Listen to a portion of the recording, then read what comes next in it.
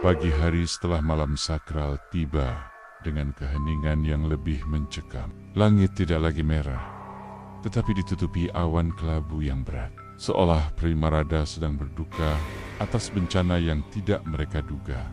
Risa berjalan keluar dari rumah Nenek Ina yang hancur. Tubuhnya gemetar dan dipenuhi lumpur serta debu. Ia membawa tas punggung kecil dan satu-satunya kenang-kenangan mengerikan. Sepotong kecil dari sobekan kain motif sang penarik roh. Ia tidak tahu mengapa ia membawanya. Mungkin sebagai bukti, atau mungkin karena kain itu kini terasa seperti bagian dari dirinya. Para penduduk kampung melihatnya. Mereka tidak lagi menunjukkan permusuhan, tetapi ketakutan yang mendalam. Wajah-wajah mereka pucat, mata mereka memancarkan kengerian yang baru. Sejak subuh, teror nyata telah dimulai. Ladang-ladang yang tadinya subur, kini kering, kerontang. Sumur yang penuh tiba-tiba keruh dan berbau busuk. Kekayaan yang selama ini mereka dapatkan dari hasil tenun yang dikuatkan, kini menguap. Perhiasan emas yang mereka simpan mendadak berubah warna menjadi tembaga murah. Roh tumbal yang dibebaskan oleh Risa tidak pernah tenang. Mereka tidak hanya merasuki kain, tetapi kini merasuki udara, tanah, dan mimpi penduduk kampung. Setiap malam, tangisan pilu dan jeritan Nenek Ina yang jiwanya kini menjadi benang yang benar-benar abadi. Terdengar dari makam batu. Risa mencoba mencari Manu untuk mengucapkan selamat tinggal, tetapi bocah itu menatapnya dengan ketakutan yang sama seperti yang lain. Kak Risa bukan manusia lagi. Bisik Manu lirih. Air matanya menetes. Kakak sudah tercampur dengan benang merah itu. Pergi Kak, jangan bawa kutukan itu kemana-mana. Para tetua adat, termasuk Umalaki, mendekati Risa. Mereka tidak berani menatap matanya. Mereka tidak menyalahkan Risa, karena mereka tahu ilmu hitam itu adalah kesalahan mereka sendiri. Mereka hanya ingin Risa pergi, membawa serta kekacauan spiritual yang tidak bisa mereka kendalikan. Risa meninggalkan Primarada tanpa sepatah kata pun. Ia menumpang mobil bak terbuka menuju kota terdekat. Meninggalkan sisa kehidupan yang dulu ia datangi dengan ambisi akademis. Perjalanan kembali Risa adalah kabut trauma. Ia menghabiskan berminggu-minggu di kamar hotel.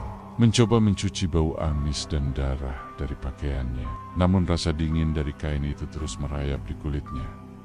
Ia berhasil kembali ke Jakarta. Kota yang ramai, penuh logika dan modernitas, seharusnya membersihkan sisa klinik dari benaknya. Ia kembali ke studio tekstilnya, mencoba menenun dengan benang kapas yang bersih dan pewarna alami. Namun, ada yang salah. Setiap kali Risa mulai bekerja, ia tidak lagi melihat benang. Ia melihat garis-garis energi di udara. Ia mulai melihat motif-motif kain sumba di permukaan benda-benda biasa, pada retakan di trotoar, pada pola cat mobil yang mengelupas, bahkan pada urat daun, kain motif sang penarik roh yang disimpan Risa di dalam kotak baja di rumahnya tidak pernah benar-benar mati. Energi di dalamnya terus memancar. Suatu malam, Risa pergi ke museum untuk melihat pameran tekstil baru. Ia berdiri di depan deretan kain tenun dari berbagai daerah. Tiba-tiba, mata Risa terfokus pada salah satu kain bima tua. Di mata Risa, motif-motifnya tidak lagi indah, tetapi menakutkan. Ia melihat Roro kecil terjebak, meronta-ronta di dalam benang. Risa menyadari, setelah bersentuhan langsung dengan benang merah di Primarada, ia telah mengembangkan indera keenam yang mengerikan. Ia kini bisa melihat dan merasakan semua energi tumbal yang tersembunyi di dalam tekstil-tekstil adat Indonesia. Ia telah menjadi perantara yang membawa pengetahuan dan kutukan ilmu tenun gaib ke dunia luar. Beberapa bulan berlalu, Risa mencoba menjalani hidup normal. Ia menghancurkan semua catatan penelitiannya tentang Primarada, mencoba melupakan desanya, neneknya, dan kainnya. Ia memutuskan untuk menyingkirkan sobekan kain motif sang penarik roh itu selamanya. Ia membawa sisa kain itu ke tepi laut jauh dari cotet, berniat membakarnya dan membuang abunya ke lautan. Saat matahari terbenam, ia menyalakan korek api. Benang-benang itu terbakar dengan cepat, tetapi anehnya, api itu tidak terasa panas. Tiba-tiba, ia merasakan sakit menusuk yang luar biasa di matanya. Ia menjerit, menjatuhkan sisa-sisa kain yang terbakar. Ia lari ke mobil dan menyalakan lampu dalam, memeriksa dirinya di cermin spion. Risa menatap refleksi dirinya. Wajahnya normal, tetapi pupil matanya kini tidak lagi bulat sempurna. Di dalamnya, Risa melihat serangkaian garis hitam dan merah yang berputar. Garis-garis itu perlahan-lahan membentuk sebuah pola. Pola itu adalah motif sang penarik roh. Kutukan itu tidak hanya berada di kain, tapi telah ditenun ke dalam dirinya. Risa kini adalah benang merah yang hidup, terkutuk untuk melihat dan mungkin menyebarkan ilmu hitam yang berusaha ia hentikan. Ia duduk di mobilnya, gemetar, tak terkendali. Tiba-tiba, ia menyentuh tasnya. Di dalam sana, ia merasakan selembar kain katun putih bersih yang baru saja ia beli untuk proyek barunya. Sebuah bisikan asing, mirip suara nenek Ina yang serak, terdengar jelas di telinganya. Kau tidak bisa menghancurkan ilmu ini. Nak Risa, kau telah menjadi pewarisnya. Sekarang, tenunlah. Risa menatap kain katun putih itu dengan mata yang dihiasi motif mengerikan. Ia meraih benang dan jarum di dekatnya. Ia mulai menjahit. Bukan karena keinginannya sendiri, tetapi karena motif itu menenun dirinya melalui tangannya. Langit di atas Primarada terasa tercekik. Tidak ada suara jangkrik, tidak ada anjing menggonggong. Satu-satunya cahaya yang mendominasi adalah cahaya dari bulan purnama yang anehnya tampak berwarna merah darah pekat, seolah disaring melalui kabut tebal di atas puncak makam batu. Risa tahu malam itu adalah malam sakral yang dimaksud Nenek Ina. Ia harus melarikan diri. Sekarang juga, ia mencoba membuka jendela.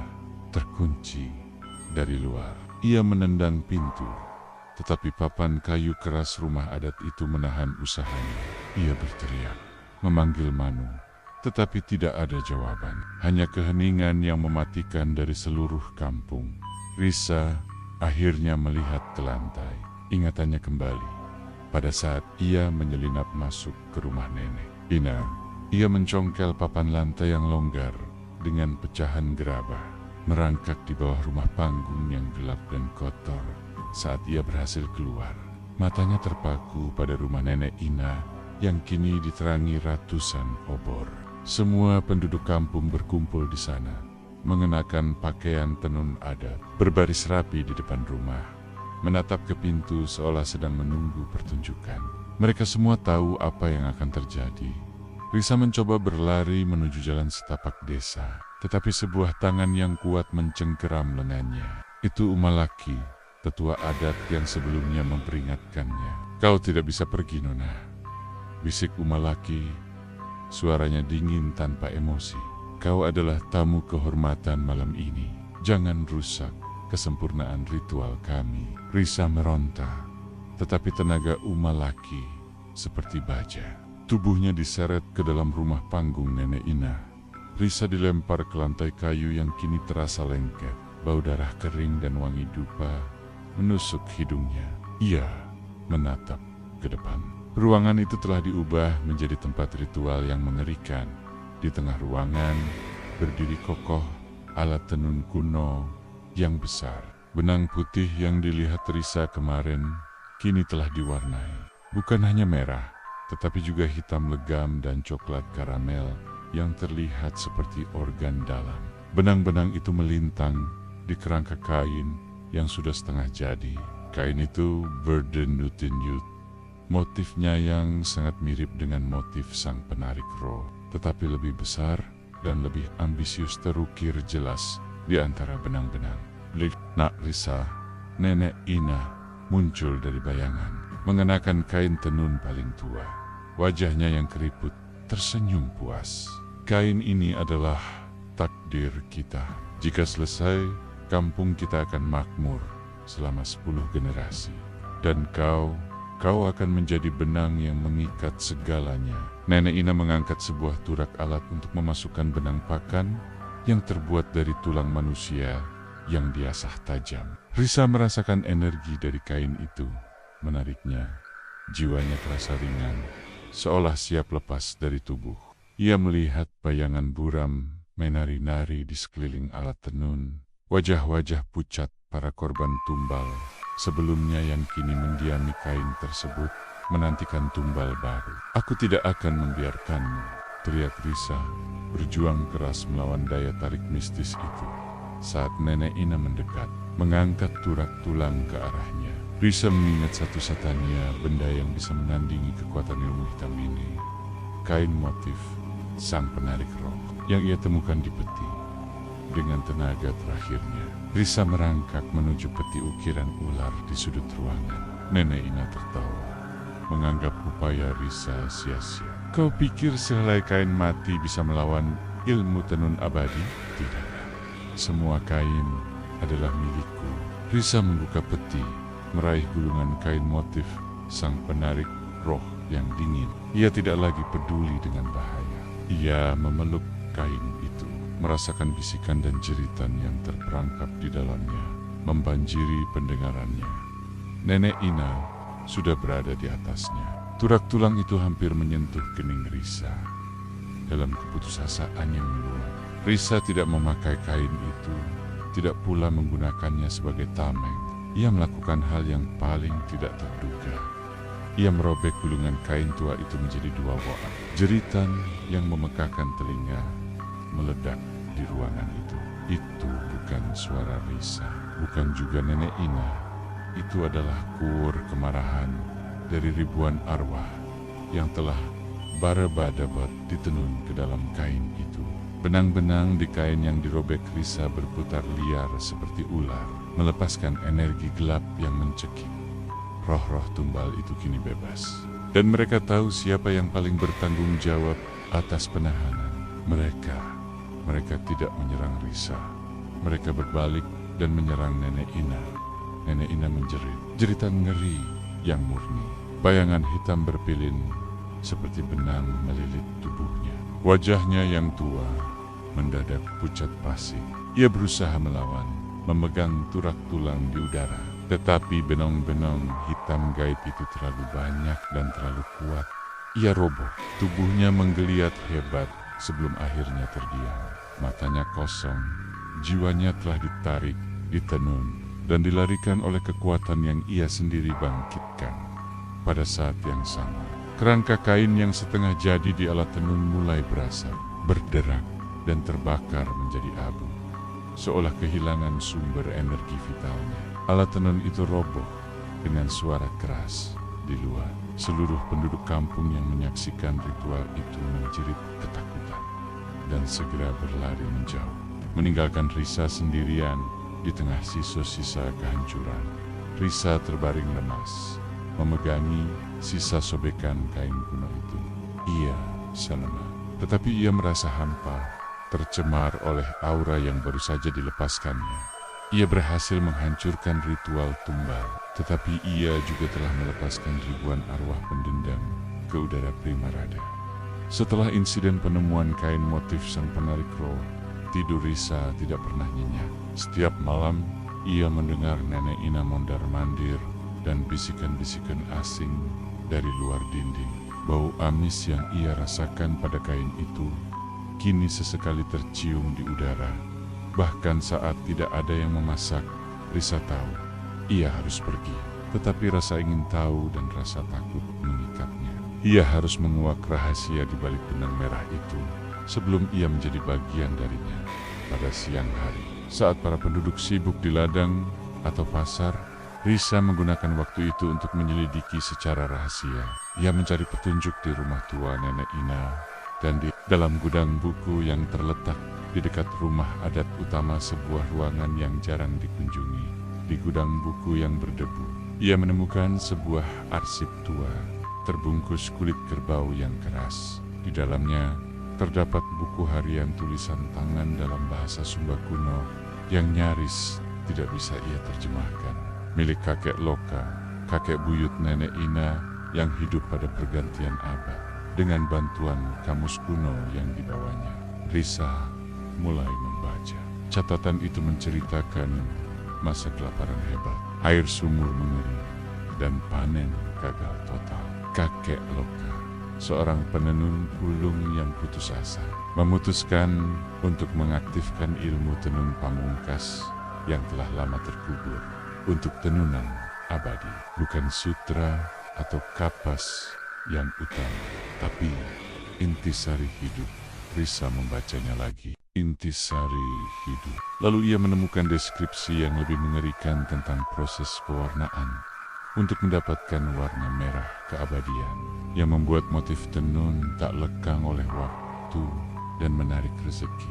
Harus dicampur dengan 7 bagian air dan 1 bagian darah murni yang tidak bersalah. Merah keabadian itulah benang merah yang dimaksud Manu.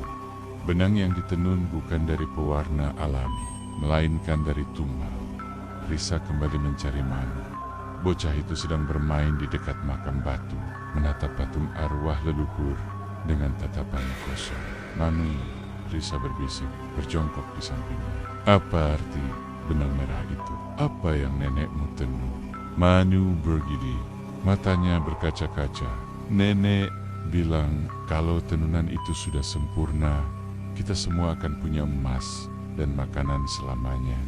Tapi ada harga yang harus dibayar. Manu bercerita bahwa beberapa tahun lalu, seorang pengembara muda dari luar datang ke kampung. Ia baik, suka bermain dengan anak-anak. Namun, suatu malam ia menghilang tanpa jejak. Tak lama setelah itu, Nenek Ina menyelesaikan kain tenun yang paling indah dan paling kuat yang pernah ada. Kain itu kini disimpan di peti, di bawah kain motif sang penarik roh. Dia tidak pergi, Kak Risa, kata Manu. Suaranya tercekat. Dia ada di dalam kain itu. Benangnya, itu dia. Tiba-tiba, sebuah bayangan panjang jatuh di atas mereka. Itu Umalaki. Ia menatap Risa dengan tatapan penuh peringatan. Wajahnya murah. Jangan racuni pikiran anak-anak kami, Nona. Tradisi kami bukan urusanmu. Risa tahu ia telah melanggar batas. Setelah peristiwa itu, Risa tidak diizinkan lagi berkeliaran bebas. Ia resmi menjadi tahanan tak terlihat di rumah Nenek Ina. Malam-malam Risa dipenuhi mimpi buruk. Ia melihat dirinya terikat di tiang penenun. Tubuhnya memanjang dan menipis, ditarik menjadi serat benang yang dicelupkan ke dalam cairan merah pekat. Ia bangun dengan keringat dingin, merasakan sakit di sekujur tubuh, seolah jiwanya ditarik paksa. Nenek Ina mulai menunjukkan gelagat aneh. Ia lebih sering tersenyum, tetapi senyumnya dingin, seperti seringai mayat. Ia menyiapkan benang baru, benang kapas putih bersih. Tetapi ia membawanya ke dalam ruangan terlarang yang selalu ia kunci. Risa tahu, benang itu akan segera diwarnai dengan merah keabadian. Risa berhasil mengintip dari celah dinding lagi. Ia melihat Nenek Ina meletakkan benang putih itu di atas lantai kayu yang baru saja dibersihkan dengan cairan pembersih berbau rempah dan darah. Diet, Nenek Ina menaburkan tanah kering dari makam leluhur dan mulai menyanyikan tembang pemanggil. Tembang itu bukan bahasa Sumba yang Risa kenal. Itu adalah bisikan berirama, seolah mengundang sesuatu yang sangat tua dan lapar. Risa merasakan kehadirannya. Ia tidak bisa melihatnya, tetapi ruangan itu terasa sesak, dipenuhi hawa dingin yang menusuk. Ia merasakan dirinya diawasi oleh ribuan mata tak kasat mata. Risa menemukan catatan terakhir kakek Loka, agar motif tidak pudar dan keberkahan tetap datang. Tumbal haruslah seseorang yang jauh dari tanah ini, agar tidak ada ikatan spiritual yang menuntut balas. Semakin suci orang itu, semakin kuat tenunannya. Semakin terisolasi, semakin sempurna tumbal penguat motif itu. Risa melihat ke cermin buram. Wajahnya pucat. Ia adalah orang asing, terisolasi, tanpa ikatan. Ia adalah target yang sempurna. Saat itulah Nenek Ina menyelesaikan lagu pemanggilnya. Ia menoleh ke dinding tempat Risa mengintip. Dan untuk pertama kalinya, matanya bertemu dengan mata Risa. "Nak Risa," panggilnya lembut, tetapi suaranya mengandung ancaman yang menakutkan. "Kau sudah tahu terlalu banyak tentang benang kami. Besok malam, bulan purnama akan sempurna. Saatnya menenun motif abadi." Nenek Ina mengunci pintu ruangan itu, meninggalkan Risa dalam kegelapan yang sesat. Risa tahu ia harus melarikan diri, atau jiwanya akan menjadi benang merah terakhir. Debu merah pekat berterbangan di sambar angin kering Sumba Timur. Jeep yang Risa tumpangi harus berhenti mendadak di depan gerbang kayu usang yang dihiasi tengkorak kerbau. Di balik gerbang itu terhampar kampung Primarada, tujuan akhir perjalanannya. Risa, seorang peneliti tekstil berusia 26 tahun dari Jakarta, keluar dari mobil, membetulkan syal yang melilit lehernya. Panas menyengat, tetapi udara di sini terasa berat dan sunyi. Berbeda dari hiruk pikuk ibu kota, ia datang membawa misi, mendokumentasikan proses tenun ikat Primarada yang konon merupakan yang tertua dan paling rumit di seluruh Nusantara. Ia disambut oleh sekelompok pria bersarung yang raut wajahnya kaku. Dan pemimpin mereka, seorang tetua adat bernama Umaloki. Mendekatinya, mata Umaloki tajam dan dingin, menyapu Risa dari ujung kepala hingga kaki, seolah sedang mengukur nilai dan niatnya. "Kau datang mencari benang dan warna," ujar Umaloki dengan suara serak, lebih menyerupai pernyataan daripada pertanyaan. "Benang kami bukan untuk orang luar." Risa menyodorkan surat izin resmi dari kementerian. "Saya hanya ingin belajar dan menghormati tradisi." "Bapak, saya ingin tahu mengapa tenun ikat di sini memiliki energi yang sangat kuat." Umaloki tidak menjawab, hanya mendesis pelan. Akhirnya, ia memberi isyarat agar Risa mengikuti seorang wanita tua bernama Nenek Ina, penenun paling sepuh di kampung itu. Risa diizinkan tinggal di salah satu rumah panggung tradisional, persis di sebelah rumah Nenek Ina. Rumah itu gelap, berlantai papan kayu tua yang berderit setiap kali diinjak. Aroma khas campuran asap dapur, kapur barus, dan sesuatu yang samar-samar. Seperti bau besi berkarat memenuhi setiap ruangan. Hari-hari awal Risa diisi dengan observasi. Kampung Primarada adalah kanvas yang indah, penuh pahatan batu kubur megalitik yang anggun. Namun, kecantikan itu terasa di bawah lapisan ketakutan yang tak terucapkan. Setiap pagi, Risa mengamati para penenun bekerja. Kain-kain yang mereka hasilkan luar biasa motif kuda, naga, dan manusia yang hidup seolah bergerak di atas benang. Namun, Risa yang sensitif terhadap tekstur dan energi benda merasakan kejanggalan. Beberapa kain, terutama yang sudah jadi, memiliki aura yang tidak hangat. Mereka memancarkan dingin, seolah menyerap cahaya dan kehangatan dari sekitarnya. Puncaknya adalah saat ia mengunjungi ruang penyimpanan komunal. Di sana, tumpukan kain lama disimpan di antara kain-kain berwarna cerah. Risa melihat beberapa kain yang dijauhkan, tergulung rapat di sudut gelap. Warna dominannya hitam dan coklat kemerahan gelap, dengan motif abstrak yang tidak pernah ia lihat dalam literatur manapun.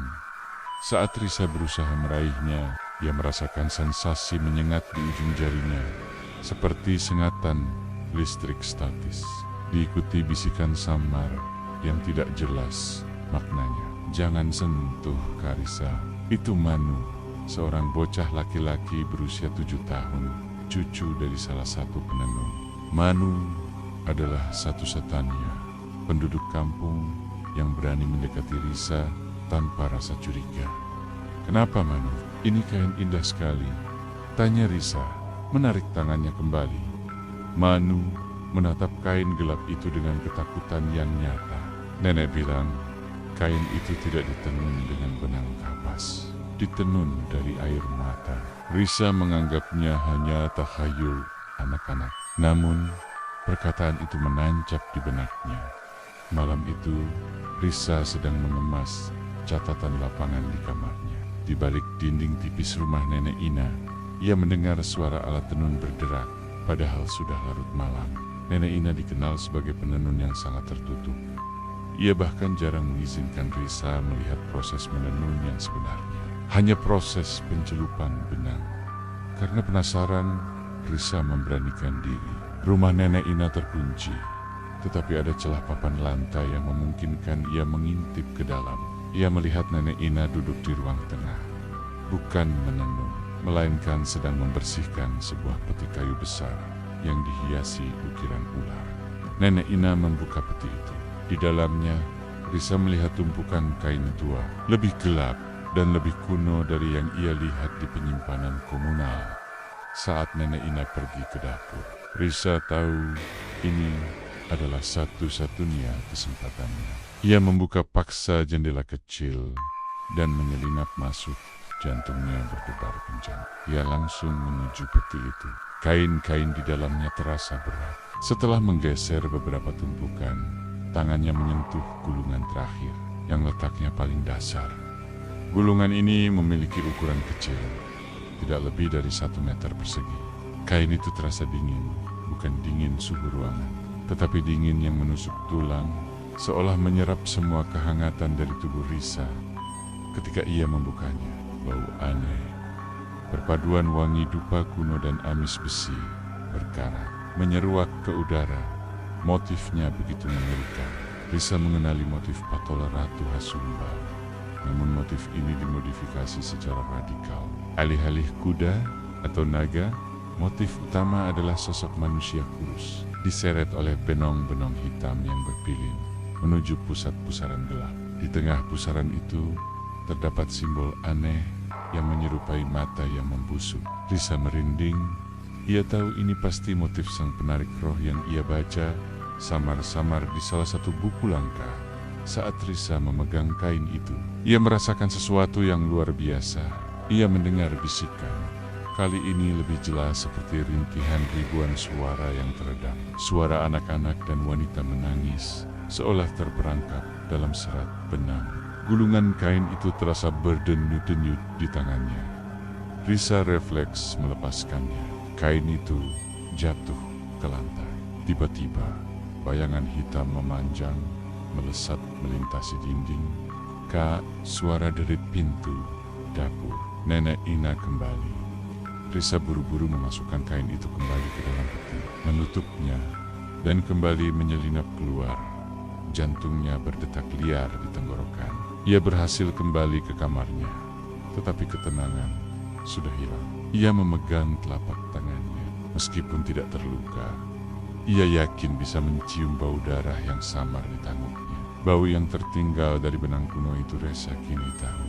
Ia tidak hanya mencari kain tenun, ia telah menemukan sebuah ilmu hitam yang ditenun menjadi warisan.